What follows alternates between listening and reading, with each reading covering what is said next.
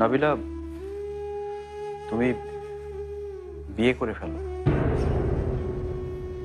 নতুন সংসার জীবন শুরু করো। তোমার জীবনটা এভাবে চলতে পারে না, ইনফ্যাক্ট কারো জীবনই এভাবে চলতে পারে না। লাইফটাকে সেটেল করে ফেলো, এভাবে জীবন নষ্ট করো না প্লিজ। আর আমার কথা তুমি ভেবো না, আমাকে পাওয়ার আশা না হয় বাদই দিয়ে দাও। বাদ দিব?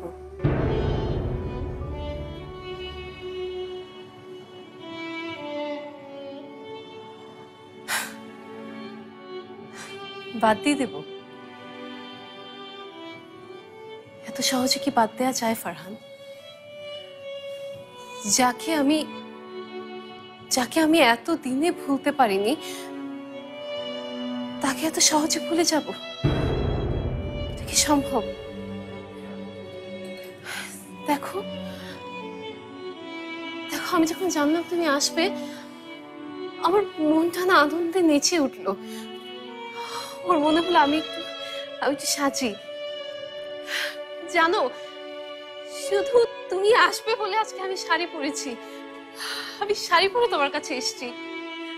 Can you imagine Farhan, Nabila, তোমার নাবিলা শাড়ি পরেছে আজ।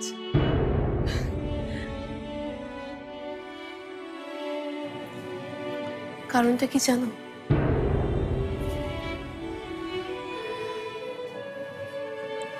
কারণ আমার মনে হয়েছে শাড়ি পরা মেয়েদেরই তোমার পছন্দ।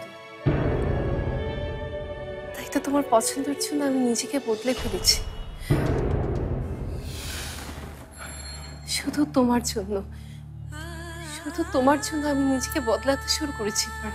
নাবিলা, শুরুটা যে শুধু আমার জন্য করতে হবে এটা তো জরুরি না। ইউ ডিজার্ভ মোর। তুমি আমার ব্যাপারটা না হয় এখানে ইতি টেনে দাও। ইতি টানবো?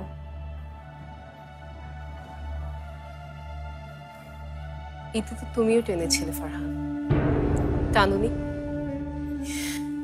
তাহলে কেন আবার এতদিন পর সেই ঝুমুরকেই তুমি তোমার কাছে কাছে নিয়ে এলে কেন?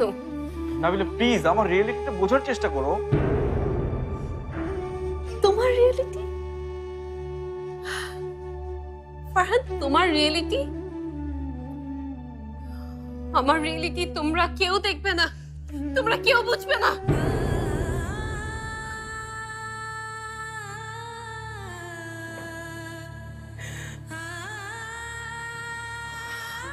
আমি আমি ভাবলাম আমার কষ্টের কথা জেনে তুমি হয়তো আমাকে দেখতে এসছো, কিন্তু না, তুমি তো এসেছো আমাকে আরো দূরে ঠেলে দিতে। Nabila please try to understand, আমি তোমাকে দূরে ঠেলে দিতে আসিনি। তুমি আমার খুব ভালো একজন বন্ধু। আমি চাই তুমি সারা জীবন সুখে থাকো।